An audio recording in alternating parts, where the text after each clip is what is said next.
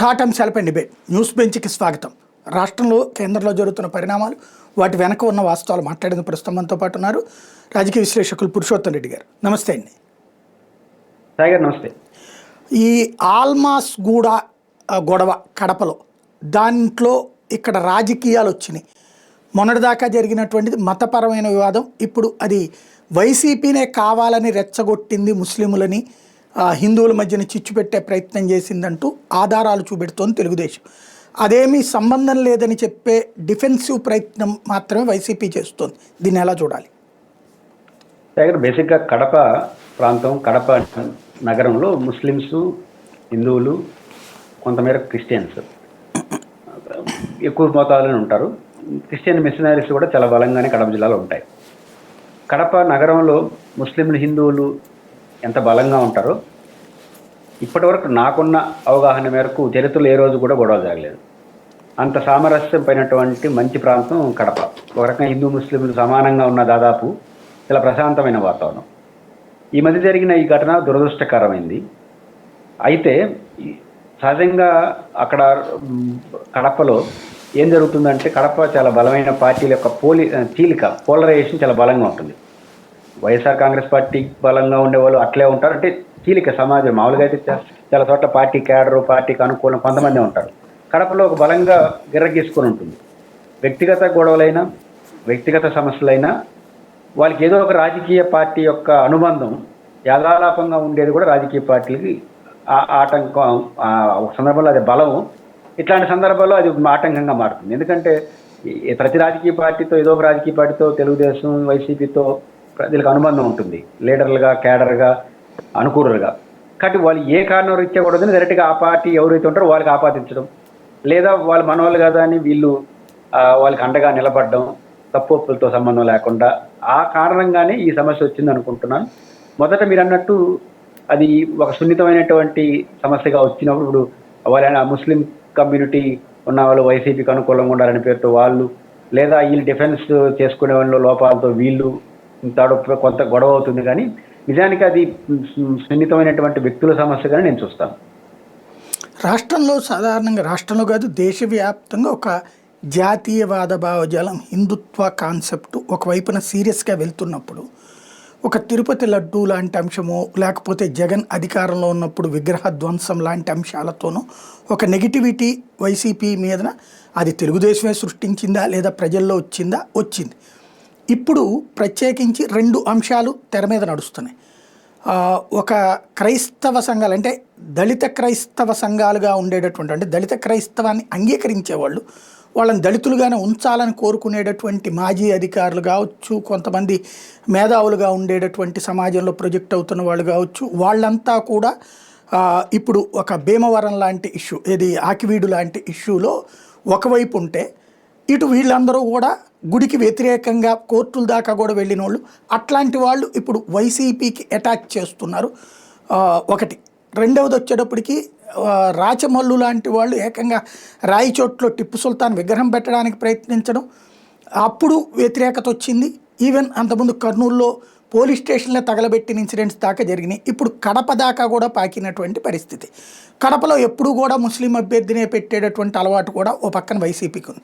ఇవన్నీ కూడా భవిష్యత్తులో కూడా రాబోయే రోజుల్లో హిందుత్వ అనుకూల తటస్థులు కూడా అటుకి ఇటు ఓన్లీ మైనారిటీ కాన్సెప్టు ఇటు వైసీపీ తీసుకునేటువంటి ప్రయత్నం చేస్తుందా, అది తెలియకుండా ఆ ట్రాప్లోకి వెళ్తుందా?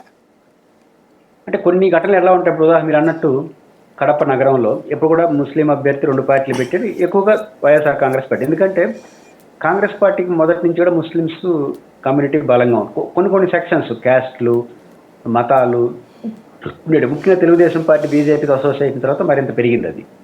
కాబట్టి ఇది రాజకీయంగా వచ్చింది తప్ప వాళ్ళేదో ప్లాన్డ్గా ముస్లిమ్స్కి అనుకూలం, వ్యతిరేకం అనేది అంశం కాదు. రెండో అంశం, ఫస్ట్ దళిత క్రిస్టియన్స్కి సంబంధించి ఈరోజు దేశవ్యాప్తంగా చర్చ జరుగుతుంది. క్రిస్టియన్స్ మతం మార్చుకున్న తర్వాత ఇప్పుడు వాళ్ళు మతంలో అయిపోతారు. కాబట్టి హిందూ మతంలో వచ్చినటువంటి రిజర్వేషన్స్ వద్దనేది ఒక చర్చ అవుతుంది. కానీ ఇంక చాలామంది మాట్లాడేది మతం అనేది వివక్షకు, మన కులం రిజర్వేషన్స్ వివక్ష ప్రాతిపదికన వచ్చేది, అక్కడ పోయినా కూడా వివక్ష ఉంటుంది కదా అని ఇంకొక లాజిక్. ఇది మెజారిటీ మైనారిటీ సమస్యగా మారిపోయింది. ఇప్పుడు ఉదాహరణకు ఒక రేషనల్గా ఆలోచించి దళితుడు వాళ్ళకి దళిత రిజర్వేషన్ ఇచ్చాం. ఎందుకు ఇచ్చాము? సామాజికంగా ఎనుగుబడి ఉన్నారు కాబట్టి. క్రిస్టియన్కి చేరినంత మాత్రాన సామాజిక బలహీనత పోతుందా? పోదు అంటే ఈ కాబట్టి వాళ్ళకి వివక్ష ఉంటే పోయింది, పోగొట్టుకోవడానికే కదా అక్కడికి వెళ్ళింది. వివక్ష పోగొట్టుకోవడానికి పోయిందని కదా అందులోకి వెళ్ళి చెప్తోంది. మేము కూడా అప్పుడు కుల వివక్ష వ్యతిరేక పోరాట సంఘం వాటిలో పనిచేసినప్పుడు ఇవేం పోలా, అట్లే ఉన్నాయి. కానీ మరి అక్కడ అదే చెప్తుంది జనాలకు అదే కదా, క్రిస్టియన్లోకి వెళ్ళిపోతే వివక్ష పోయినట్టే అని కదా అసలు వెళ్తోంది అందుకు కదా. ఇక్కడ వివక్ష ఉంది కాబట్టి అక్కడికి అందుకే వెళ్తే ఉండదు అనేది. మరి ఇక అక్కడ వివక్ష ఉంది వివక్ష కాబట్టి కారణంగా పొందిన రిజర్వేషన్ ఉండద్దని కదా అక్కడ కాన్సెప్ట్. లాజిక్, దీంట్లో రెండు లాజిక్లని మనం ఏం చేయలేము. నువ్వు పోయిందే ఇక్కడ హిందూ దేవాలయాల్లో అగ్రకులాలకి ఉన్నంతగా దళితులు మాకు అవకాశం లేదు కాబట్టి ఆడ చర్చిలకి అయితే అందరూ పోవచ్చు అన్నారు. ఇంకా పోయింది కదా నీకెందుకని వీళ్ళు అంటారు. కాబట్టి నువ్వు నీకు ఇచ్చిందే కులం పేరుతో జరిగిన వివక్షకు అరికట్టడానికి ఇచ్చారు, నువ్వు ఆడిపోయి పోగొట్టుకున్నావు కాబట్టి నీకెందుకు అంటారు.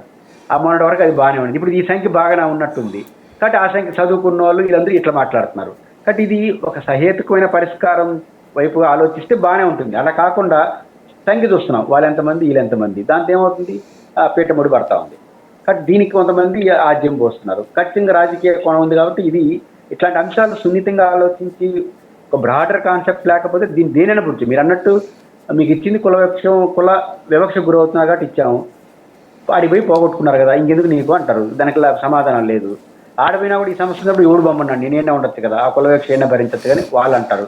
ఇది ఆడ పరిష్కారం కాబట్టి ఏదైనప్పుడు కూడా ఇది సున్నితమైన అంశం కాస్త రాజకీయం పోలరైజేషన్ ఉంది కాబట్టి ఇది ఒక సమస్య ఉంది. దీంట్లో వైసీపీ ఒక లైన్ తీసుకుని పోయే పరిస్థితి లేదు. నెంబర్ 1. దీంట్లో దళితులు క్రిస్టియన్స్ ఎక్కువ ఉండడం వల్ల వైసీపీ వాళ్ళు ఎక్కువ ఉంటారు కదా. కాబట్టి దాంట్లో ఉన్న ఒకరు ముందుకు వచ్చినారంటే ఈ వైసీపీ అంటగట్టే ఒకటి వైసీపీకి ఇది ఒక సమస్య, +- 2 ఉంటాయి దాంట్లో. రెండోది ఇక్కడ ముస్లింకి సంబంధించింది. కడపలో ఏ సమస్య వచ్చినా ముస్లింస్ ఎక్కువ మంది వైసీపీతో ఉంటారు కాబట్టి వ్యక్తులుగా సమస్య వస్తే ముస్లిం వెనకాల వైసీపీ ఉంది అంటారు. టిప్పు సుల్తాన్ వ్యవహారం ఉంది. నిజంగా టిప్పు సుల్తాన్ కర్ణాటకలో ఉంది. అప్పుడు ఆ రోజు విష్ణువర్ధన్ రెడ్డి లాంటి వాళ్ళు మాట్లాడినప్పుడు కర్ణాటకలో ఎందుకు పెట్టారు, బహుశా అసెంబ్లీలో అక్కడ మీరు ఎందుకు పెట్టారని చర్చ ఆయన తీసుకొచ్చాడు. ఒకటి ఇట్లా అంటే మనం వ్యక్తులకైనా లేదా సంస్థలకైనా వేటికైనా రాజకీయ కోణాన్ని ఆపాదిస్తే ఇక దానికి ఏం ఎండు ఉండదు సాయిగా. అందుకే కదా రాజకీయాల్లోకి రాజకీయ అనుబంధాలకి మతం కులం రాకూడదు. ఎందుకంటే దానికి ఒక ఎండు ఉండదు కానీ వస్తూ ఉంది. దీన్ని ఎట్లా ఫేస్ చేయాలి అంటే రాజమల్లు లాంటి వాళ్ళు అనవసరంగా కెలక్కపోతే వచ్చి ఉండేది కాదు, విగ్రహం పెట్టించడానికి రెడీ అవ్వటం లాంటిది. అంటే అక్కడ ఎట్లుంటుందంటే ఆ సెక్షన్ ఆఫ్ పీపుల్ ఎవరో అడుగుంటారు, పెడితే బాగుంటుందని ముందుకు వచ్చుంటారు. ఇక్కడ చంద్రబాబు గారు కూడా ఆ విగ్రహం పెట్టేస్తే అప్పుడు పేరు పెడతానన్నాడు అల్మాస్పేటకి. ఇప్పుడు ఇవాళ మాట్లాడట్లేదు. అలా వీళ్ళు పెట్టేసుకునే ప్రయత్నం చేయబట్టినే కదా గొడవ. వీళ్ళు ఆంజనేయ నగర్ అని పెట్టడం కానీ ఇదంతా కూడా. అదే బేసిక్గా ఏమవుతుందంటే చంద్రబాబు నాయుడు గారు కూడా చెడు ఉద్దేశం కదా, ఏంది అప్పుడు ముస్లిమ్స్ ఉన్నారు ఆ రోజు వాతావరణం బాగుండింది. ఆ రోజు నేను అనుకుంటుంది గత 10-15 ముఖ్యంగా కేంద్రంలో బీజేపీ అధికారంకి వచ్చిన తర్వాత ఈ పోలరైజేషన్ బలంగా పెరిగింది. మతము దాని చుట్టూ ఆలోచనలు వాళ్ళు పెంచుతున్నారని నేను అన్న కానీ ఆలోచన విధానం ఇప్పుడు ఇట్లా మాట్లాడే వాళ్ళకి ఒక ఎన్నుదన్ను ధైర్యం రావడం వల్ల పెరిగింది. గతంలో ఇట్లా చూసాము మన రాష్ట్రంలో కానీ దాంట్లో లౌకిక తత్వం పైన అన్ని పార్టీలు పరిగెత్తి పని. ఇప్పుడు లౌకిక తత్వం గురించి వామపక్షాలకు పరిమితమైనాయి. మిగతా వాళ్ళు లౌకిక తత్వం మాట్లాడడానికి కాంగ్రెస్ కూడా సిద్ధంగా లేదు. అట్లాంటి వాతావరణం వచ్చింది. అంటే రాజకీయాల్లో సంఖ్యాబలం అనేది ముందుకు వచ్చేసరం బీజేపీ కేంద్రంలో అధికారంలో అవడం వల్ల ఈ వాదనలకు బలం పెరుగుతూ ఉంది.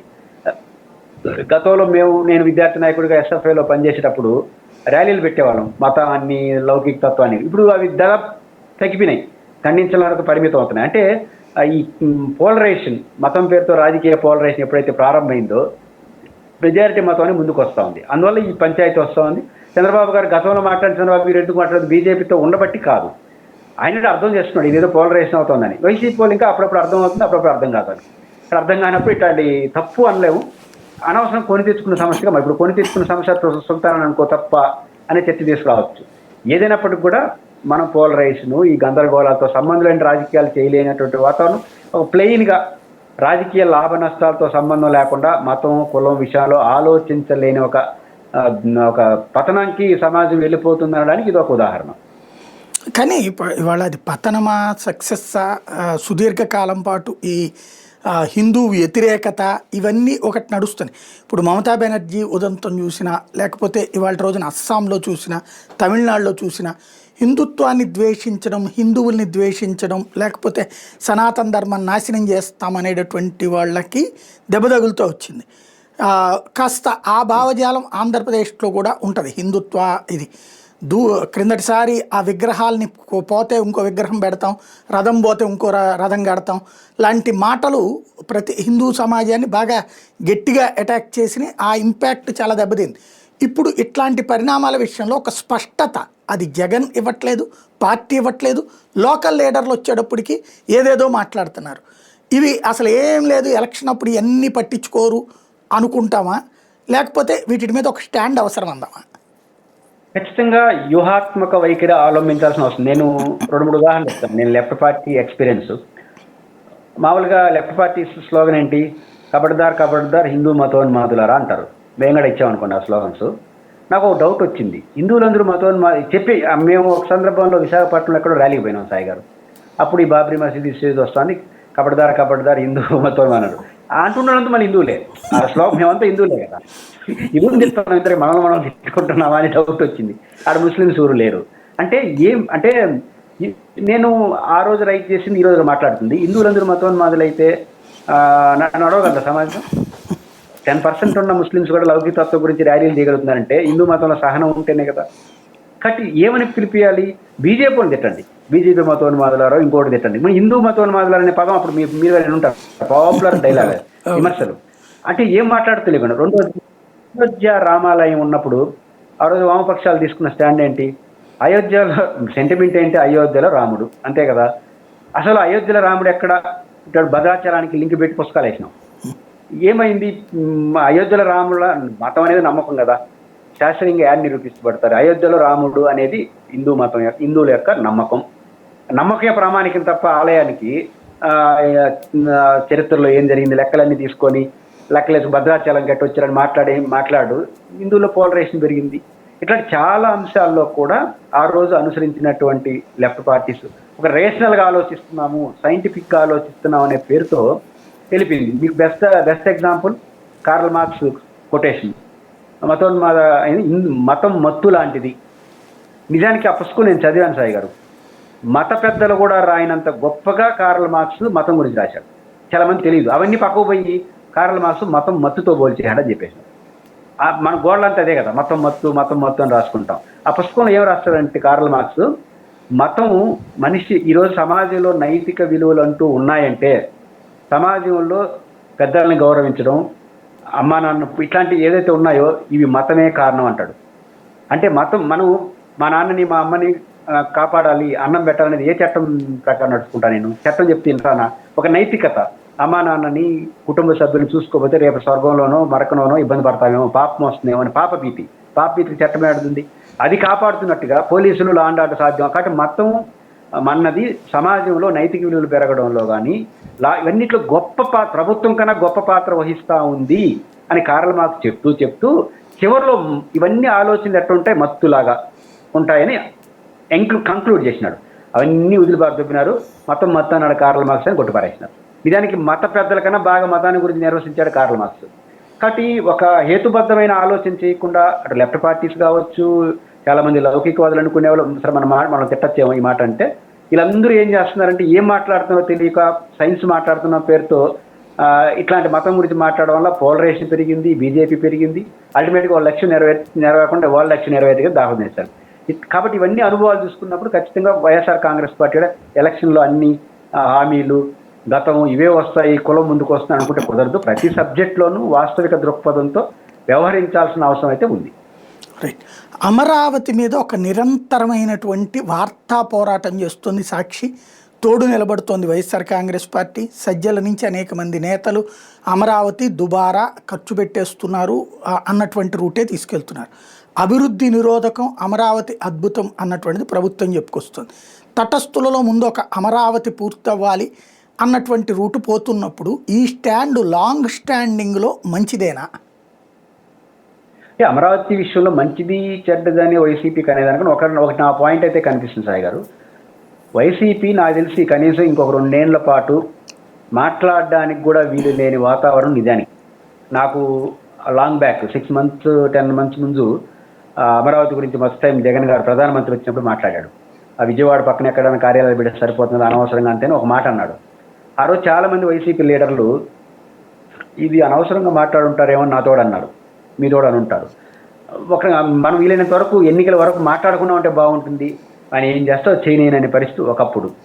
ఇప్పుడు మావి గన్ను మెల్లమెల్లగా మాట్లాడచ్చు అనే కాన్ఫిడెన్స్ కూటమి ప్రభుత్వం ఇస్తూ ఉంది. అక్కడ రైతుల్లో వస్తున్నటువంటి నెగిటివిటీ కావచ్చు, చేస్తున్న ప్రకటనలు కావచ్చు, మీ బెస్ట్ వెలుగుల కోసం, ఎలివేషన్స్ కోసం 2540 కోట్లు కేటాయించారు. వస్తు త్వరలో వాళ్ళకి డబ్బులు కూడా శాంక్షన్ చేస్తారంటారు. ఎలివేషన్ వర్క్ ఎప్పుడు స్టార్ట్ అవుతుంది సాయి గారు? 90% బిల్డింగ్ వర్క్ పూర్తి చివరిలో అవుతుంది. అంటే ప్రభుత్వం యొక్క యాటిట్యూడ్ ప్రతిపక్షానికి మాట్లాడే అవకాశాన్ని ఇస్తూ ఉంది. అన్నిటికన్నా మించి మరో 50,000 ఎకరాలు అనే ప్రకటన అనేది ఖచ్చితంగా వైసీపీని మాట్లాడించేలా చేస్తూ ఉంది. కాబట్టి అమరావతిలో వాళ్ళు జరుగుతున్న దుబారా కావచ్చు, లేకపోతే ఇంకోటి కావచ్చు, ప్రభుత్వం గోప్యంగా నిన్నటి వరకు 54,000 ఎకరాల్లో అద్భుత నగరం అని, ఇప్పుడు కొత్తగా ఇకపోతే మున్సిపాలిటీ అయిపోతుందని మాట్లాడే ధోరణి. మీకు అధికారంలోకి వచ్చిన తర్వాత శ్వేతపత్రం ప్రకటించారు, దాంట్లో ఎక్కడ కూడా మళ్ళీ భూసేకరణ అనే పదం వల్ల మళ్ళీ ఇప్పుడు భూసేకరణ ఈకపోతే మున్సిపాలిటీ అంటారు. ఆ రకంగా ప్రభుత్వం ఇన్బ్యాలెన్స్డ్ వ్యవహారం వల్ల ఉంటుంది. అయితే న్యూట్రల్ పీపుల్లో ఉన్న మాట ఏంటంటే మీరు అన్నట్టు ఏదో ఒకటి జరగనియండి అని ఉంది. కాకపోతే ఏదో ఒకటి జరగనియండి అనుకునే వాళ్ళు కూడా వైసీపీ మళ్ళీ ఏదో రాజధానిని అడ్డుకునేస్తూ ఉంది అనే భావంతో లేరు. అలాగనే వైసీపీ మంచి స్టాండ్ తీసుకుందనే భావంతో లేదు, ఏదో ఆలోచన భావన స్టార్ట్ అయింది. ఇది వైసీపీకి ఖచ్చితంగా ఫ్యూచర్లో ప్లస్. ఎందుకంటే ఒక సెక్షన్ ఆఫ్ పీపుల్ వైసీపీ నమ్మరు, ఇంకొక సెక్షన్ వైసీపీ ఉంటారు, ఇంకో మధ్యాహ్న మార్గంగా ఉండేవాళ్ళే కీలకం. వాళ్ళు రాజధాని ఏదో ఒకటి జరగాలి, అది ముగిసిపోవాలి అధ్యాయం అనే భావన ఎక్కువ ఉంది. కానీ మెల్లమెల్లగా ఇదేదో వైసీపీ రాజధాని వ్యతిరేకం అని తెలుగుదేశం అనుకున్నంత వీళ్ళు అనుకోవట్లేదు. రాజధాని విషయంలో వైసీపీ కరెక్ట్ అని ఈ రోజుకి అనుకోకపోయిన ఆ సెక్షన్ ఆఫ్ పీపుల్ వీళ్ళు కక్షగట్టుండాలని గతంలో మాలాగా అనుకోవట్లేదు. ఇది పెద్ద విజయం వైసీపీకి. రాను కూటమి ప్రభుత్వం ఇప్పుడు ఎట్లే వ్యవహరిస్తుందో అట్లే ఉండి అదనపు భూసేకరణకు పోతే మాత్రం వైసీపీ అన్ని విషయాల్లో రాజధాని విషయాల్లో జోక్యం చేసుకోవాల్సిన పరిస్థితి వీళ్ళే సృష్టించినట్టు అవుతుంది. అంటే ఇక్కడ ఎవరైతే రైతులు ఇప్పుడు సాక్షిలోనే రాసుకొస్తున్నటువంటి ఖండనలు ఏవైతే ఉన్నాయో వాళ్ళు కావచ్చు, లేదా అమరావతిలో మీరన్నట్టుగానే ఆ భూములకు సంబంధించి ఇబ్బంది పడ్డోళ్ళు కావచ్చు, వాళ్ళందరూ బాబు మారాలి, నారాయణ మారాలి, లోకేష్ మారాలి, తమకి మంచి జరగాలని కోరుకుంటున్నారు. కానీ జగన్ దగ్గరికి వెళ్దామని కానీ, జగన్ పోరాడి మాకేదన్నా చేసి పెట్టాలని కానీ అసలు జగన్ని నమ్మట్లేదు వాళ్ళు, నెంబర్ 1. రెండవది వచ్చేటప్పటికి అమరావతి జగన్ వస్తే నాశనం అయిపోతుంది అన్నటువంటి నమ్మకం చాలా బలంగా ఇప్పటికీ ఉంది. ఈవెన్ మీరు అన్నట్టు ఆ భూమి ఎక్కువ సేకరించడానికి వ్యతిరేకిస్తున్నారు ఇప్పుడున్న రైతులు. ఎందుకంటే మొన్నటిదాకా 4 కోట్లు పలికింది, ఇప్పుడు మళ్ళీ 1.5 అంటున్నారు. కొనేవాళ్ళు లేరు అనుకోండి, అయినా సరే. బట్ అలాంటి పరిస్థితుల్లో వాళ్ళకు కూడా జగన్ నచ్చట్లేదు. అంటే ఇక ఎవరి కోసం జగన్ మాట్లాడుతున్నట్టు, ఎవరి కోసం వైసీపీ పనిచేస్తున్నట్టు? నేను అనుకుంటుంది అమరావతిలో ఉన్న రైతులు అంత త్వరగా జగన్ గారిని నమ్ముతారని నేను అనుకోను. 2, జగన్ గారు కూడా వాళ్ళ నమ్మకాన్ని పొందాలనేవి ఆయనకి ఉన్నట్టు కూడా నాకైతే అనిపించలేదు. కారణం ఏంటంటే మొత్తం ఆ 19 గ్రామాల వీళ్ళందరూ కూడా ఉన్న పాయింట్ ఏంటంటే జగన్ గారు ఆ మహానగర కాన్సెప్ట్కి వ్యతిరేకంగా ఉన్నాడు. ఏది మావిగన్న 3 క్యాపిటల్ పేర్లు ఏదైనా పెట్టండి, ప్లాన్ ఏనా ప్లాన్ బీనా కాదు. జగన్ గారిలో నాకు అంతర్గతంగా ఆయన మాట తీరులో అర్థమైంది, ఆ కొత్తగా ఒక మహానగరం ఏదైతే సృష్టించాలనుకుంటున్నారో అది వైబిలిటీ కాదని బలంగా నమ్ముతున్నాడు. ఆ ప్రయత్నం వైపు వెళ్ళకూడదని బలంగా నమ్ముతున్నాడు. ఇది బహిరంగానే జగన్ గారు వివిధ సందర్భాల్లో వ్యక్తం చేశారు. అమరావతికి వ్యతిరేకమైన పాయింట్ కాదు, అమరావతిలో ఉన్న కొత్తగా ఆలోచన మహానగరానికి జగన్ వ్యతిరేకి ఆయన ఓపెన్గా చెప్తున్నాడు. సాధ్యం కాదు, అయ్యే పని కాదని. ఇది మొదటి అంశం. ఇక్కడ రైతులు మీరు అన్నట్టు దేనికి వ్యతిరేకం? వాళ్ళు తొందరగా పరిష్కరించాలి, జగన్ మన చంద్రబాబు నాయుడు గారు, నారాయణ గారు కొంత స్పీడ్ అయ్యి మాకు రిటర్న్ ప్లాట్లు ఇవ్వాలి, డెవలప్మెంట్ చేయాలి అని కోరుకుంటున్నారు తప్ప మహానగరం వద్దని కోరుకోవట్లేదుగా. కొత్తగా ఇచ్చే రైతులు కూడా కొత్తగా రైతులు రావాలనుకున్నారు కదా, వాళ్ళు కూడా దాన్ని పూర్తి చేసిన తర్వాత ఆలోచించుకోవచ్చు కదా అనుకుంటున్నారు తప్ప అక్కడ మహానగరం వద్దనుకోరుగా. మొన్న 34,000 ఎకరాలు ఇచ్చిన రైతులు కానీ, కొత్తగా ఇవ్వాలని చర్చ వచ్చే రైతులు కానీ ఆ చుట్టూ వాళ్ళు ఎవరు కూడా కొత్తగా ఒక మహానగరం రాకూడదని కోరుకోవట్లేదు. అది జగన్మోహన్ గారికి డిసడ్వాంటేజ్. జగన్మోహన్ రెడ్డి గారు కొత్త మహానగరం సాధ్యం కాదు అంటున్నాడు. నేను కానీ నమ్ముతున్నా మహానగరం అయితే సాధ్యం కాదు. కాకపోతే అక్కడ రైతులు మహానగరానికి వ్యతిరేకం కాదు, మాకు రావాల్సిన తొందరగా రావాలని కోరుకుంటున్నారు, మాకు రావాల్సిన తొందరగా ఇచ్చేసి కోరుకుంటున్నారు. 2 మళ్ళీ జగన్ వస్తే ఆడ మళ్ళీ మొదటికి వస్తుందని భయం కూడా ఉంది. కాబట్టి జగన్ దగ్గరికి వాళ్ళు ఈరోజు పోకపోవడానికి ఒకే ఒక రీజన్ ఏంటంటే వాళ్ళ డ్రీమ్ మహానగరం. జగన్ గారు మహానగరం సాధ్యం కాదనుకుంటున్నాడు. కాబట్టి ఆ లింక్ కుదరట్లేదు. ఎంత చంద్రబాబు గారి మీద కోపం తాపం వచ్చినా మారాలని కోరుకుంటారు తప్ప పోవాలని కోరుకోరు వాళ్ళు. కాబట్టి మీకు గుర్తుంటే 2019 ఎన్నికల సాయి గారు అందరూ ఏం ఆశించారంటే మొత్తం అమరావతి రైతులు కూడా జగన్కి అనుకూలంగా తాడేపల్లిలో తాడికొండ అసెంబ్లీ సెగ్మెంట్లో ఓడిపోయారు కదా, రాజధాని అసెంబ్లీ సెగ్మెంట్లో ఆడగడ ఓటేసేసారు అనుకుంటున్నారు. నేను స్టడీ చేశాను సాయి గారు. ఆ 19 గ్రామాలు అయితే రాజధాని central capital regional development authority ఏదైతే ఆ గ్రామాలు ఉన్నాయో ఆ గ్రామాల్లో నాకు తెలిసి 12 బూతులు 17 బూతులు లెక్కేస్తే అన్ని బూతులు వైసీపీ సెకండ్ థర్డ్ ప్లేస్కి గెలిచింది. రాష్ట్రం అంతా గెలిచింది, ఆ నియోజకవర్గంలో కూడా గెలిచింది. కానీ రాజధాని రైతులు ఉన్న నియోజకవర్గంలో వైఎస్ఆర్ కాంగ్రెస్ పార్టీ 2019లో ఓడిపోయింది. 151 సీట్లు వచ్చినప్పుడు కూడా అది ఓడిపోయింది. అంటే అర్థం ఏమిటి? అక్కడ రైతులు జగన్ గారు మహానగర కాన్సెప్ట్కి వ్యతిరేకం కాబట్టి వారి పట్ల భిన్నాభిప్రాయంతో ఉంటారు. చంద్రబాబు గారికి అనుకూలం కాబట్టి చంద్రబాబు నాయుడు గారి పట్ల కోపం ఉన్నా మీరు అన్నట్టు మారాలని కోరుకుంటారు తప్ప మారిపోవాలని కోరుకోరు. కాబట్టి రేపైనా అమరావతి ప్రాంతం ఏదైతే ఉందో ఆ ప్రాంతంలో జగన్ గారికి నెగిటివిటీ ఉంటుంది. ద సేమ్ టైం అక్కడ రాష్ట్రం అంతా జగన్ గారు మాట్లాడుతున్న రాష్ట్రాన్ని ఉద్దేశించి కదా. కాబట్టి రాష్ట్రంలో అక్కడ సాధ్యంగా నగరాలు మరీ నిర్మిస్తున్నాడు, ఇన్ని వేల కోట్లు ఖర్చు అప్పు తీసుకొచ్చి పెట్టేస్తున్నాడు అంటారు. రెండోది రేపటి నుంచి ఏం పోలిక వస్తుంది? ఉదాహరణకు మెడికల్ కాలేజీలు ఉంది, 5,000 కోట్లు అయితే అయిపోతుంది, డబ్బులు లేవు. ఎలివేషన్కి 2,540 కోట్లు రేపు పని చేయదా ఒక కాలం దాటిన తర్వాత? ఆరోగ్యశ్రీ ప్రతిదానికి రేపు పోలిక వచ్చేస్తుంది. ఇప్పుడు సాయి గారు దాదాపు 7 బ్యాంకులు 5 బ్యాంకుల నుంచి 47,000 చిల్లర కోట్ల రూపాయలు ఒప్పందం చేస్తున్నారు. డబ్బులు క్రమేణా రిలీజ్ అవుతాయి. 47,000 కోట్లు అప్పులు. మరి అక్కడ దానికి అప్పులు ఉంటే మెడికల్ కాలేజీకి 2,000 కోట్లు 5,000 కోట్లు, ఆరోగ్యశ్రీకి ఒక 2,000, ఇట్లా ప్రతిదీ పోల్చుకుంటారు రేపు రాష్ట్రంలో. అంటే జగన్ గారు ఉద్దేశించి మాట్లాడుతుంది రాష్ట్ర ప్రజలను ఉద్దేశించి, అమరావతి రైతులను ఉద్దేశించి అనే మాట్లాడట్లేదు. అమరావతి రైతుల్లో ఆ గందరగోళం ఆ భయం జగన్ గారి పట్ల ఉంటుంది. ఇక్కడ ప్రతిపక్ష పాత్ర విషయంలో ఇదివరకు మనం 2014-19 చూసాం, 19-24 చూసాం, ఇప్పుడు 24-26 దాకా చూస్తున్నాం.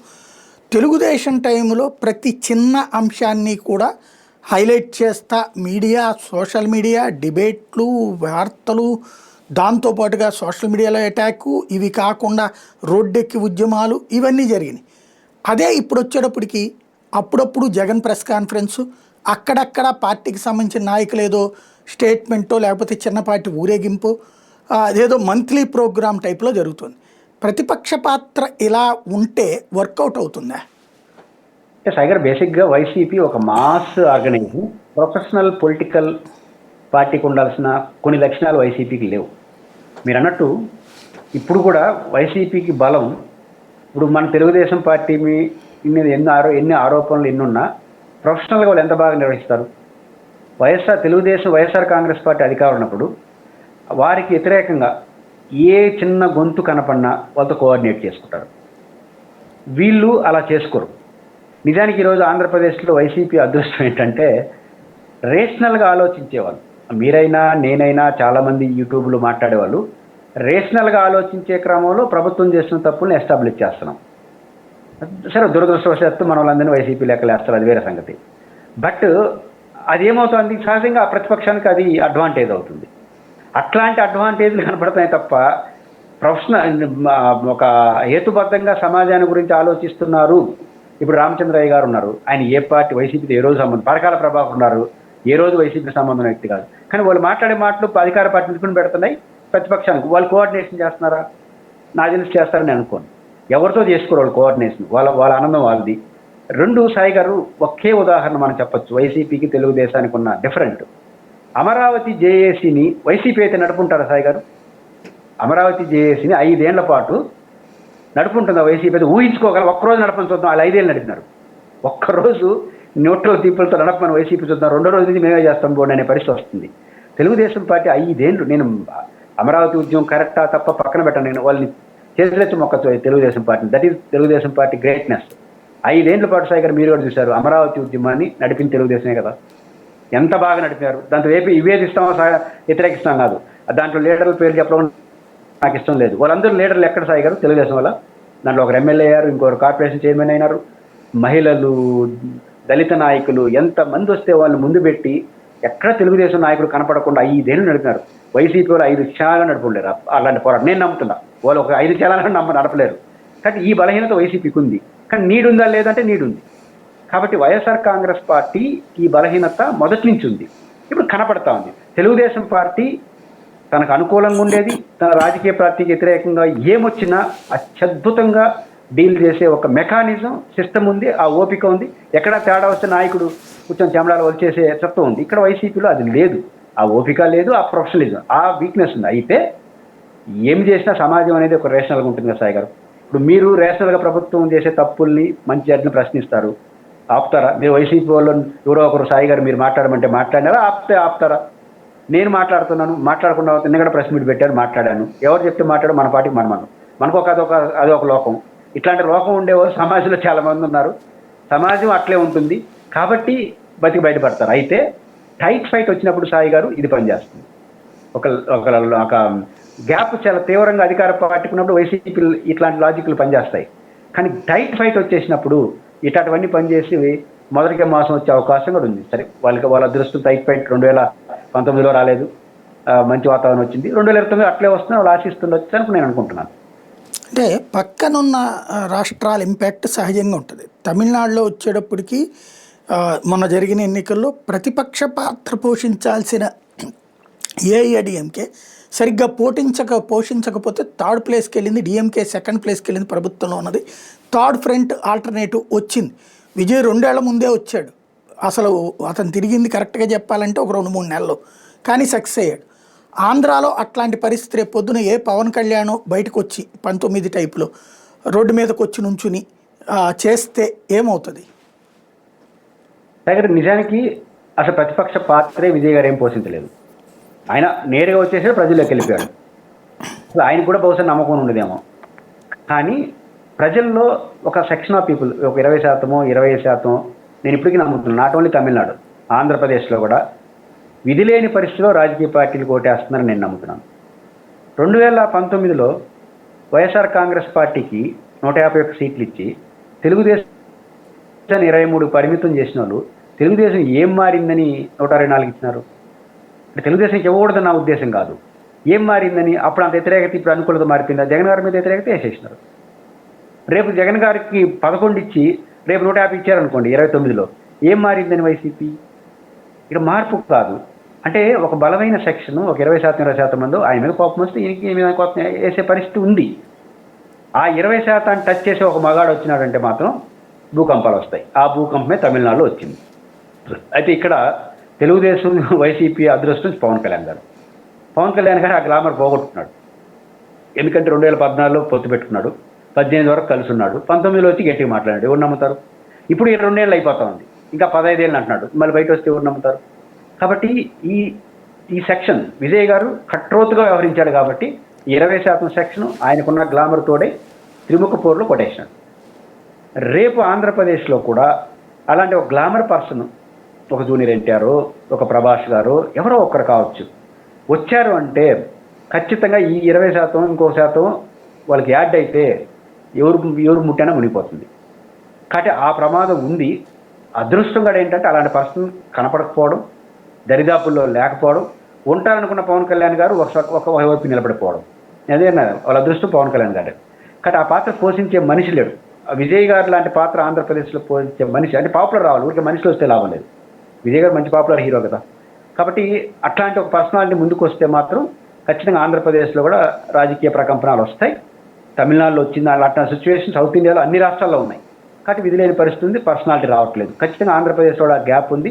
ఖచ్చితంగా 2 పార్టీలు ఒళ్ళు దగ్గర పెట్టుకొని అభ్యర్థుల ఎంపిక దగ్గర నుంచి అన్నీ ఆలోచించాలి. అయితే స్టాలిన్ గారి పైన ఒక సాధారణ వ్యక్తి గెలవడం ఏంటి? తమిళనాడులో 2,000, 3,000 రూపాయలు ఒక ఓటుకి నోటిస్తే ₹1 ఇవ్వకుండా గెలిచిపోవడం ఏంటి? ఏజెంట్లు 50% లేకపోతే గెలవడం ఏంటి? ఇవన్నీ మనం చూసినప్పుడు అన్ని పార్టీలకు హెచ్చరిక. వీని గొప్ప లీడరు, ఆయన గొప్ప లీడర్ అని కాకుండా ఖచ్చితంగా ఆంధ్రప్రదేశ్లో విజయ్ లాగా ఒక పర్సనాలిటీ వచ్చి ఒక కొత్త వ్యక్తుల్ని, కొత్త ముఖాల్ని, సమాజంలో గౌరవప్రదమైన వ్యక్తులను కానీ పెడితే ఖచ్చితంగా 2 పార్టీల్లో ఏదో ఒక పార్టీకి ముట్టి మునిగిపోతుంది, లేదా 2 మునిగిపోయి ఆ పరిస్థితి వచ్చినా వస్తాయి. కాబట్టి అలాంటి పర్సనాలిటీ లేకపోవడమే ఆంధ్రప్రదేశ్ ఒక దురదృష్టం. ఖచ్చితంగా రాజకీయ పార్టీలు అట్లా ఉన్నాయి, కానీ వస్తే మాత్రం అన్నింటికీ ప్రమాదకర పరిస్థితులు అయితే వస్తాయి. మీరు అన్నట్టుగానే ఇప్పుడు ప్రస్తుతం చూస్తే ఒక న్యూట్రల్ వాయిస్ లేదా government opposition voice, for example Kolikapudi Srinivas ఉన్నారు, తెలుగుదేశం ఎమ్మెల్యేనే. చంద్రబాబు గారు అద్భుతాలు చేస్తున్నామని చెప్పి ప్రతిదీ అక్కడ అనర్థం జరుగుతుంది, ఏమీ జరగట్లేదని అతను ప్రూవ్ చేస్తున్నాడు. ఎంత ఇదైనా మొండిగా నిలబడుతున్నాడు. అట్లాగే జడశ్రవణం వాస్తవంగా తను క్రిందటిసారి 41లో వచ్చి నేను ఎక్కిరించచ్చుగాక, కానీ నిరంతరం అతను మాట్లాడుతూ ఉంటాడు. కొలికపూడి వైసీపీ కోసం మాట్లాడుతున్నాడని, లేకపోతే జడశ్రవణ్ మాట్లాడుతున్నాడని, విజయ్ కుమార్ మాట్లాడుతున్నాడని, సునీల్ మాట్లాడుతున్నాడని, వీళ్ళకి తోడు ఇప్పుడు తెలుగుదేశంలోనే ఉన్నటువంటి రఘురామకృష్ణరాజు ఇదిగో హిందువులకు సంబంధించి ఎట్లా జరుగుతుంటే ఎట్లా చూస్తుందామని చెప్పేసి ఏకంగా లెటర్లు రాస్తూ చేస్తున్నటువంటిది. ఇటు విజయసాయి రెడ్డి ఇంకొక వైపున ఆల్టర్నేటివ్గా నేను ఒక పార్టీ పెడతానని ముందుకు వస్తున్నటువంటి రామచంద్ర యాదవ్ ఆల్రెడీ బీసీల పరిపాలన కావాలి, బీసీ కాపు ఎస్సీ అన్నటువంటి రూటు. వీళ్ళందరూ కలిస్తే ఏమన్నా ప్రత్యామ్నాయం అవుతుందా, లేదా ఎవరైనా ముందుకు వచ్చి వీళ్ళందరినీ కలుపుకెళ్తే ప్రత్యామ్నాయం అవుతుందా, లేదా వీళ్ళందరినీ తెలుగుదేశం విమర్శిస్తున్నట్టుగా వైసీపీ మనుషులు ఇలా చేస్తున్నారు అనుకోవాలా?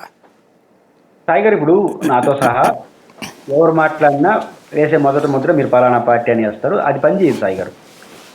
నాకు పని చేయట్లేదు, జడాశ్రవణ్ గారికి పని చేయట్లేదు, ఉండవల్లి అరుణ్ కుమార్ లాంటి వాళ్ళకి పని చేయట్లేదు. కోపంతో మాట్లాడచ్చు. దగ్గర కొన్ని అంశాలు ఎంత ప్రభావితం చేస్తున్నాయంటే నేను నమ్ముతున్నాను. అంబటి రాంబాబు గారిని చాలామందిపై పరామర్శించారు.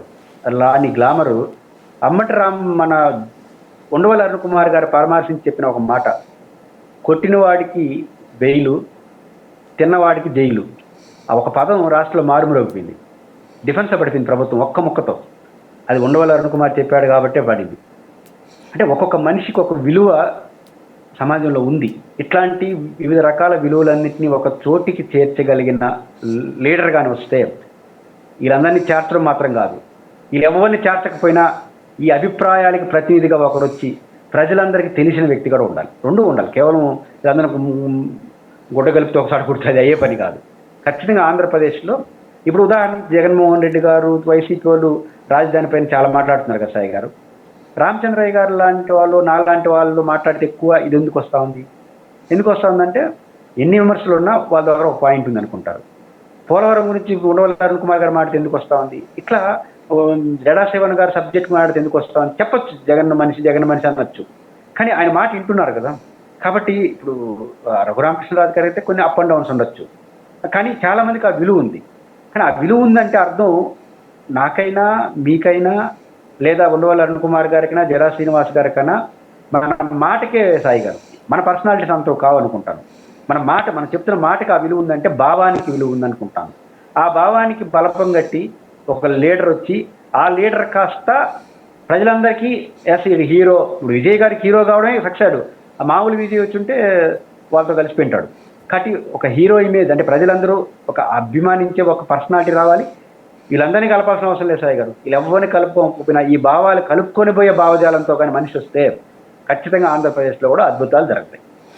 నాకు అర్థం కాని విషయం ఏంటంటే తమిళనాడులో స్టాలిన్ అసలు అక్కడ ఆర్థికంగా దేశంలో టాప్లో ఉన్నటువంటి one of the state, industrial గ్రోత్లో one of the number 1 state, అట్లాగే మ్యానుఫ్యాక్చరింగ్ సెక్టర్లో అద్భుతమైనటువంటి, సాఫ్ట్వేర్లో అద్భుతమైనటువంటి, కానీ ఓటమి పాలయ్యారు. అది కూడా మీరు చెప్పినట్టే స్వయంగా సీఎంఏ ఓటమి పాలైనటువంటి పరిస్థితి. ఏంటంటే గ్రౌండ్ లెవెల్లో కార్యకర్తలు చేస్తున్న అరాచకాల్ని, నాయకులు చేస్తున్న దోపిడీని నియంత్రించలేకపోయాడు. అవినీతి ప్రభుత్వం అన్నటువంటి విజయ్ మాట విన్నారు. ఇప్పుడు ఇక్కడ ఆంధ్రప్రదేశ్లో చూస్తే అభివృద్ధి అద్భుతం, ఆకాశాన్ని అంటే స్థాయి అభివృద్ధి. రాబోయే 2050వ సంవత్సరం దాకా సాగేటటువంటి ఒక ప్రణాళిక, ఒక అమరావతి, ఒక విశాఖపట్నం, ఎక్కడ చూసినా పరిశ్రమలు, వారం వారం ప్రారంభోత్సవాలు, కుప్పలు తెప్పలుగా వస్తున్నటువంటి ఉద్యోగాలు, కోట్ల రూపాయలు, లక్షల కోట్ల పెట్టుబడులు. ఇంత చేస్తున్నప్పుడు డెవలప్మెంట్ రూట్లోనే మా దగ్గరకు వస్తారు అని చెప్తున్నారు. కింద స్థాయి కార్యకర్తలకు సంబంధించినటువంటి కరప్షన్ ఇష్యూస్ని ఒక కొలికపూడి లాంటి వాళ్ళు కెలుకుతూ ఉన్నటువంటి పరిస్థితి. దీన్ని అది డామినేట్ చేస్తుందా, అది దీన్ని డామినేట్ చేస్తుందా? టైగర్ బేసిక్గా జగన్మోహన్ రెడ్డి గారు సిద్ధం సభల పేరుతో సభలు చూస్తే ఆ సభకు వచ్చిన ఓటేసినా గెలిచిపోయింటారు, అంత పెట్టాడు. కానీ ఫలితం ఏమొచ్చింది? ఒకటి. చాలా వరకు నన్ను చూసి ఓటేస్తారని చంద్రబాబు నాయుడు గారు, జగన్ గారు, పవన్ కళ్యాణ్ గారు అనుకున్నట్టే తమిళనాడులో స్టాలిన్ గారు కూడా అనుకున్నారు. కానీ కింద చూసి ఎమ్మెల్యేని చూసి కూడా ఓటేస్తారు అని మొన్న ఎన్నికల్లో రుజువైంది. పాజిటివ్ ఓటు కాదు, నెగిటివ్ ఓటు. నేనన్నా బస్సు మీరు కూడా ఇన్నుంటారనుకుంటున్నా. మా ఎమ్మెల్యే ఓడిపోవాలి, జగన్ ముఖ్యమంత్రి కావాలి. ఇదే కదా రాష్ట్రంలో 174 నియోజకవర్గాల్లో స్లోగనం. మా ఎమ్మెల్యే ఓడిపోవాలి, మా జగన్ గెలవాలి. ఒక పులివెందులో అనుకోవాలి, ఎందుకంటే ఆడు ఓడిపోతే మొత్తం ఆయన కూడా పోతారు కాబట్టి. అంటే ఇంత వ్యతిరేకత ఎవరన్నారు? ఇది ప్రజలు అనడం కాదు, ప్రజలకు గుమ్మనంగా ఓటేసేస్తారు వైసీపీ కార్యకర్తలు అన్నమాట. నేను విన్నాను చాలా మందితో. అంటే ఎమ్మెల్యేలు అదుపు తప్పినారు. మా విలువ తెలియాలి, మా విలువ తెలియాలి జగన్కి, మమ్మల్ని పట్టించుకోవాలి. నేను పెద్ద ఉదాహరణ లేదు, నేను ఆ రోజు సాక్షిలో ఉండే చెప్పా. ఎమ్మెల్సీ ఎన్నికల్లో ఒక వైసీపీ కార్యకర్త నాకు మెసేజ్ ఇచ్చాడు, సార్ ఈరోజు మీరు సాక్షికి పోతారా అని. ఎమ్మెల్సీ ఎన్నిక ఓటింగ్ జరిగిన రోజు సాయి గారు, రిజల్ట్స్ వచ్చిన రోజు కాదు. పోతానయ్యా అన్న మెసేజ్ ఇచ్చారు. ఆయన ఏం చెప్పినాడు తెలుసా? ఒక ఉదాహరణ చెప్పాడు ఆయన, పులివెందులోనే, మళ్ళీ వేరే వాళ్ళు కాదు, పేరు చెప్పలా. ఆయన చెప్పింది ఏంటంటే, ఆయన కౌన్సిలరు ఎవరో అంట, ఆయన భార్య కౌన్సిలరు, ఆయన లీడరు. ఆమెకి చెప్పాడట, మన మేఘి అంటారు కదా మా రాయలసీమలో, నువ్వు మన ఇద్దరు పోయేసి తెలుగుదేశం కోటేద్దామని చెప్పాడట. పోయి ఆ పార్టీకి ఆడేస్తాం, మేమేం కాబట్టి బీజేపీకి వేస్తాను నిందంట. బీజేపీకి వేస్తే మన ఉద్దేశం అంటే జగన్ అన్నకి తెలియాలి మన విలువ, ఓడిపోతే నువ్వు బీజేపీకి వేస్తే ఆడు ఓడిపోతాడు ఖచ్చితంగా అంట. ఆయన వినలేదంట. నెల్లిగా ఏం చేసి కాపీ పెట్టకరాబో అంటే పావులు పోతే గడి వేసుకుని సాయంత్రం 5 వరకు ఈయన పోయి వ్యతిరేకంగా ఓటేసి వచ్చాయంట. ఇది నాకు చెప్తున్నాడు ఆయన. సార్ ఇది ఒక రెండో ఉదాహరణ చెప్పారు. ఏజెంట్గా పనిచేసినాడు, సార్ మేము ఆత్మ ప్రబోధానుసారం ఓటేసినాం సార్ అన్నాడు. అదేం ఓటు రాసాం ఏజెంట్ అని. అంటే అందరూ నాకు చెప్పింది ఏంటంటే, మా జగన్కి మా విలువ తెలియాలి. వాళ్ళు అనుకున్నారు ఓడిచ్చేశారు, కానీ ఆయనకి తెలుసుకున్నట్లేదు ఆ ఎమ్మెల్సీ ఎన్నికల్లో. కాబట్టి క్యాడర్ ఎక్కువ భయపడ్డారు, లీడర్కి భయపడి. ఇప్పుడు స్టాలిన్ కూడా ఓడిపోయినందుకే క్యాడర్ కూడా అంత అసంతృప్తిగా ఉన్నారని నాకు అర్థమవుతోంది. కాబట్టి అదుపు తప్పిన ఎమ్మెల్యేలు, ఆ అదుపు తప్పిన ఎమ్మెల్యేని సెటరేట్ చేయనటువంటి రాష్ట్ర నాయకత్వం, ఆ ఊహలో నాకు చూసేస్తారని ఆ పక్క ఈ పక్క మార్చిన వల్ల వైసీపీ దెబ్బతిన్న మాట వాస్తవం. అయితే అంతకన్నా ఏమి తీసుకోకుండా ఇప్పుడు కూటమి ఎమ్మెల్యేలు కూడా ఉన్నారు.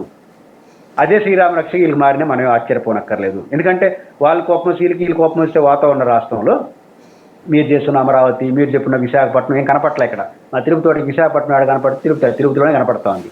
మన జనసేన కార్యకర్తలు ఎట్ట చేసుకున్నారో మీకు తెలుసు, టౌన్లో ఎట్ట జరుగుతుందో నాకు తెలుసు. కాబట్టి ఇక్కడ వైసీపీ వాళ్ళు 4 ఏళ్ళలో ఎమ్మెల్యేలకు ఎంత కోపం వచ్చిందో వీళ్ళు 2 ఏళ్ళలోనే వచ్చేసింది. అది చంద్రబాబు గారు అంటున్నారు కదా అప్పుడప్పుడు, ఇదే చివరి ఎమ్మెల్యే అవుతారనేసి. మీరు 5 ఏళ్ళు వాళ్ళు పెట్టేసి చేయాల్సిన చేసే చివరిలో ఎమ్మెల్యే మారిస్తే వైసీపీకి ఏమవుతుందో మీకు అదే అవుతుంది. కాబట్టి ఎమ్మెల్యేల ప్రవర్తన, లోకల్ లీడర్ల ప్రవర్తన సమాజాన్ని విపరీతంగా ప్రభావితం చేసింది 24 ఎన్నికల్లో. 29 ఎన్నికల్లో ఇదేం మారలేదు కాబట్టి అదే ప్రభావం వాళ్ళకి కూడా చూపే అవకాశం ఉంటుంది. అంటే ఇక్కడ ఒక చిన్న లాజిక్ ఉంది. ఇప్పుడు తెలుగుదేశం వాళ్ళు అయితే కనుక వాళ్ళ కార్యకర్తలు తినడానికి అవకాశం ఇస్తాడు, జగన్ మమ్మల్ని తిననివ్వలేదు, ఎమ్మెల్యేలు మాకు పెట్టలేదు అన్నటువంటి. ఇప్పుడు తెలుగుదేశం వాళ్ళ ఎమ్మెల్యేలకి అందరికీ పెట్టిస్తోంది అన్నది ప్రజల్లో వ్యతిరేకత అవుతుంది, గొడవలు లేకపోతే ఈ వ్యవహారం. రేపొద్దున వీళ్ళు మమ్మల్ని తినకపోతే దెబ్బతిన్నాడు కదా అని జగన్కి వేస్తే రేపొద్దున వాళ్ళని తినిస్తే ఇంకేంటి ప్రత్యామ్నాయం? అసలు జనం కార్యకర్తలు అనేవాళ్ళు దోచుకు తినాలా, కార్యకర్తలే మింగేయాలా, మిగతా వాళ్ళని నాశనం చేసేయాలా, కొట్టేయాలి అంటే బెంగాల్ తరహా రాజకీయమే అవుతుంది కదా. టైగర్, నేను అనుకుంటుంది జగన్మోహన్ రెడ్డి ఎమ్మెల్యే మన క్యాడర్కి తినే అవకాశం లేదు కాబట్టి వాళ్ళందరూ కోపం ఉన్నారని, ఈయన ఇచ్చాడు కాబట్టి. అంటే ఈ రెండింటితో నేను ఏకీభవించను. పాయింట్ ఏంటంటే గౌరవానికి సంబంధించిన అంశం. ఎమ్మెల్యేలు ఎక్కడ క్యాడర్ని, లీడర్ని యాక్సెప్ట్ చేయలేదు. వాళ్ళకి బెస్ట్ ఎగ్జాంపుల్, వాళ్ళకి తీవ్రంగా తప్పు జరిగింది ఏకగ్రీవాలు. వాళ్ళు తెలుసో తెలియదు, ఇప్పుడు నాకు తెలియదు, మీరు కూడా స్టడీ చేస్తుంటారు. ఏకగ్రీవాలు వైఎస్ఆర్ కాంగ్రెస్ పార్టీ పుట్టి ముంచినాయి. తెలుగుదేశం ఓడిపోయిందని అందరూ అనుకుంటున్నాం, వైసీపీకి పుట్టి ముంచింది. ఏంటంటే గ్రామాల్లో పంచాయతీ సర్పంచులు, వార్డు మెంబర్లు ఎట్ట చేశారు తెలుసా వైసీపీ వాళ్ళు? ఏకగ్రీవాలకు ముందు వరకు సాయి గారిని పెడతారు. ఎందుకంటే సాయి గారు బలమైన వ్యక్తి, అంటే ఎలక్షన్ జరుగుతుంది కాబట్టి కొట్టాలి కదా. ఆ తర్వాత రిజర్వేషన్స్ మళ్ళీ జగన్ అన్న ఈ రామినేషన్లో ఏమంటారు దాన్ని పీక్కోవడం, ఈ ఏకగ్రీవాలు పెరిగినాయి కదా, ఇంకేముంది ప్రజలతో పనే ఉందని మళ్ళీ సాయి గారు కనపల్లా. మళ్ళీ నా లెక్కలు వేసుకుంటా ఆడ ఇంకొకరిని పెట్టడం, రాష్ట్రం అంతా ఇదే చేసినారు. దాంతో యాక్టివ్ ఉన్న లీడర్లు సామాజిక న్యాయం అని ఆయన అన్నాడు కదా, కానీ ఇక్కడ పురుషోత్తమ రెడ్డి వద్దు అనుకుంటే ఎత్తాడు బారేసి బీసీని పెట్టడం, ఇంకొకరిని వద్దంటే ఎస్సీని పెట్టడం. అంటే లీడర్లని ఎక్కడికక్కడ ఫినిష్ చేస్తూ వచ్చేసారు. అంటే ఏకగ్రీవాలు, ఎమ్మెల్సీ ఎన్నికలు ఇవన్నీ నేను కూడా దగ్గరగా చూసా. కాబట్టి లీడర్ని, క్యాడర్ని సంపాదించుకోవడం పాయింట్. ఎంతమంది సంపాదిస్తారు సాయి గారు? ఇప్పుడు ఏదో తెలుగుదేశం పార్టీ అవకాశం ఇస్తుంటారు, ఎంతమందికి ఇస్తారు? చంద్రబాబు గారు సంపాదించుకో 10 మంది 20 మంది ఎంతమందికి ఇస్తాడు? మిగతా 90 మంది బాధపడతారు కదా. గౌరవానికి సంబంధించిన అంశం అది గతంలో వైసీపీ కార్యకర్తలకు రాలేదు, జరగాల్సిన మినిమం న్యాయం జరగలేదు అనేది మెయిన్ పాయింట్. ఇది ఒక్కటే ప్రభుత్వాన్ని గెలిపించదు, ప్రజల్లో కూడా వ్యతిరేకత రాకూడదు. ఇప్పుడు కార్యకర్తలతో సరిగ్గా లేని ఎమ్మెల్యే ప్రజలతో ఉంటాడని ఎట్లా అంటారు మీరు? కాబట్టి ఎమ్మెల్యేల యాటిట్యూడ్ జగన్ గారు దాన్ని సరిదిద్దే టైంలో చేయలేదు. ఆర్దిద్ది ఈ రోజు కూడా అదే పరిస్థితి. కానీ చంద్రబాబు గారు రోజు మాట్లాడుతున్నాడు, జగన్ మాట్లాడలేదు అంతే. మాట్లాడే ఆయన మాట్లాడకుండా ఏం చేయాలి, నువ్వు మాట్లాడకుండా చేసేది అదే. కాబట్టి కింద మార్పు రాలేదు కదా. కాబట్టి ఇది వైసీపీకి ఖచ్చితంగా కలిసి వస్తుంది. జగన్ వారంలో ఒక 2-3 రోజులు అపాయింట్మెంట్ ఇస్తున్నాడు పార్టీకి. మిగతా టైంలో ఆయన బెంగళూరా లేకపోతే ఎక్కడ తిరుగుతారు. ఆ టైంలో కూడా కలవడానికి ఒక రోజు సరిపోతుంది. ఇదివరకు జగన్ కలవలేదని 5 ఏళ్ళు ఒక కోపం. ఇప్పుడు ఎంతో కలుస్తున్నాడు, అది కూడా 10% మందిని కలవడం కూడా వర్కౌట్ కాదు. రెండో పక్కన చూస్తే గ్రౌండ్ లెవెల్లో వాళ్ళని ఆ నాయకుల అరెస్టులు ఇవన్నీ జరుగుతుంటే తెలుగుదేశం స్పందించినంత తీవ్రంగా ఇక్కడ స్పందించే వాళ్ళు కరువవుతున్నారు. ఎవరో ఒకళ్ళిద్దరు ఇంపార్టెంట్ పర్సన్స్ విషయంలో స్పందిస్తున్నంత తీరుగా మిగతాది లేదు, గ్రౌండ్ లెవెల్లో నడిచిపోతుంది. ఇటు తెలుగుదేశం వచ్చేటప్పటికి అభివృద్ధి, సంక్షేమము, భవిష్యత్తు ప్రణాళిక, కూటమి ఇవన్నీ ఉన్నప్పుడు ఇక అసలు ఆల్టర్నేటివ్గా వైఎస్ఆర్ కాంగ్రెస్ పార్టీకి అవకాశం ఉంటుందా? 2009లో వైసీపీ పరిస్థితుల్లోకి టీడీపీ పరిస్థితుల్లో మిగిలిపోతుందా? సాగర్, ఇక్కడ ఏమవుతుందంటే కేడర్ని కలిసే విషయంలో జగన్ గారు వేస్తున్న ప్రణాళిక ఇంకా సక్సెస్ కాలేదనిపిస్తుంది నాకు. ఆయన రెగ్యులర్ కలుస్తున్నాడు కానీ ఎంపిక అయినా ప్రధానంగా ఎమ్మెల్యేలు లేదా కొంతమంది నాయకత్వం మాకు ఆటంకం అని కేడర్ అనుకుంటా ఉంది. నేను అనుకుంటుంది మాకు అడ్డుగోళ్ళు ఉన్నారు అని. నాట్ ఓన్లీ కోటరీ అంటున్నారు, కోటరీ ఎంత వచ్చింది. ఇప్పుడు జగన్ గారిని కలవాలంటే ఎవరు సిఫార్సు చేయాలి? ఎవరి పాటు కూడా పోగలరా? ఎమ్మెల్యే నియోజకవర్గ ఇన్ఛార్జ్ లేదా గతంలో ఎమ్మెల్యే ఉంది, లేదా జిల్లా అధ్యక్షుడు ఎవరో తీసుకుంటారు. వాళ్ళు గతంలో ఉన్నప్పుడు ఇప్పుడు అట్టుకున్నాం ఎట్టుంటాడు? నిజానికి ఒక ప్రోగ్రామ్ నేను బహిరంగ విన్నాను, ఎందుకు అది ఆగిపోయినట్టుగా కనపడతా ఉంది. అదేంటంటే మీరు కూడా వినుంటారు, ఎంపీ కేంద్రంగా 2 రోజులు ఉంటాడు, ప్రతి అసెంబ్లీ సెగ్మెంట్తో ఎంపిక అంటే కార్యకర్తలతో ముఖాముఖి కూర్చుంటాడు అన్నారు. మరి అది ఎందుకు ఆగిపోయిందో తెలియదు. అది జరుగుంటే బ్రహ్మాండంగా ఉండేది. కాబట్టి అది జరగలేదు. అది జరుపుతారని కూడా మనకేం నేరుగా పాదయాత్ర అంటున్నాడు. కాబట్టి తనకు పైకి ఆటంకంగా ఉన్నటువంటి ఈ నియోజకవర్గ ఇన్ఛార్జీల, ఎమ్మెల్యేల, లేకపోతే ఒక సెట్ ఆఫ్ లీడర్షిప్గా ప్రాబ్లం ఉంది. దాన్ని ఎట్లా బ్రేక్ చేస్తాడు ఆయన అనేది చూడాలి. ఇప్పుడు భయంగా ఉంది వైసీపీ క్యాడర్కి. ఏంటంటే రేపు మళ్ళీ పవర్లోకి జగన్ అన్న మారినాడు, బాగానే ఉంది, ఎంతమంది చూసుకుంటాడు ఆయన? కాబట్టి జగన్మోహన్ రెడ్డి గారు నేను అనుకుంటుంది రాష్ట్రంలో నియోజకవర్గ ఇన్ఛార్జీలు వీళ్ళు కాకుండా ఒక స్థాయి లీడర్షిప్ కనీసం నియోజకవర్గానికి 4-5 అంటే ఎంతమంది అవుతారు సాయి గారు? 100, 500 మంది, ఒక 1000 మంది అవుతారు అనుకుంటా.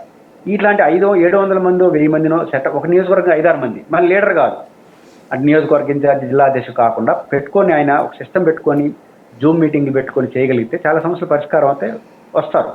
ఆ ప్రయత్నం ఎందుకో వాళ్ళు చేస్తున్నట్టు కనపట్ల. ఆయన మాసుకు కలుస్తున్నాడు, మన లీడర్లు కూడా కలుస్తున్నాడు అనుకోండి. మాసుకు కలిసేదని నియోజకవర్గ ఇన్ఛార్జ్ తీసుకొని ఫోటో తీసుకుంటున్నా వెళ్ళిపోతున్నారు. చాలా మందితో మాట్లాడుతున్నారు జగన్ గారు ఈ మధ్యకాలంలో. చాలా మంది నాలాంటి వాళ్ళు కూడా 1-2 సార్లు కలిసి మాట్లాడగలిగినాం. ఆయన కూడా చాలా విషయాలు వింటున్నాడు, చాలా ఓపెన్ మైండ్తో ఉన్నాడు. జగన్ గారు ఎంత ఓపెన్ మైండ్తో ఉన్నాడో ఊహించలేనంత ఓపెన్ మైండ్తో ఉన్నాడు. ఆ ఓపెన్ మైండ్ షిప్తో జగన్ గారు ఏదైతే ఉన్నాడో అది క్యారీ కావట్లా. క్యారీ కావాలంటే నేరుగా ఎట్లా చేయాలనేది ఆ పార్టీ ఈ బ్రేక్ని ఎట్లా చేయాలనే దాన్ని బట్టి వైసీపీ క్యాడర్ యాక్టివేట్ ఆధారపడి ఉంటుంది. అల్టిమేట్గా కొన్ని సందర్భాలు ఏమవుతుంది, అధికార పార్టీ మీద ఎక్స్ వచ్చేసిన తర్వాత ఆటోమేటిక్గా ప్రజలు ఓట్లు వేస్తారు. క్యాడర్ కూడా పనులు జరిగిన జరపలేదు, మనం ఉంటే కనీసం మానసికంగా ఆనందంగా ఉంటాం అనేది దారికి వచ్చేస్తారేమో అని అనిపిస్తున్నాం. థ్యాంక్ యూ వెరీ మచ్ అండి. ఇది పరిస్థితి. ఓవరాల్గా జగన్ ప్రతిపక్ష పాత్ర, అదే సందర్భంలో ప్రభుత్వం దూకుడు, ఈ రెండింటి మధ్యన ఏం జరుగుతుంది? ప్రత్యామ్నాయం తమిళనాడు తరహాలో వచ్చేటటువంటి పరిస్థితి లేకపోవడం అన్నది ఎవరికి ఫెచ్చింగ్ అనేది రాబోయే రోజుల్లో తేలాల్సి ఉంది.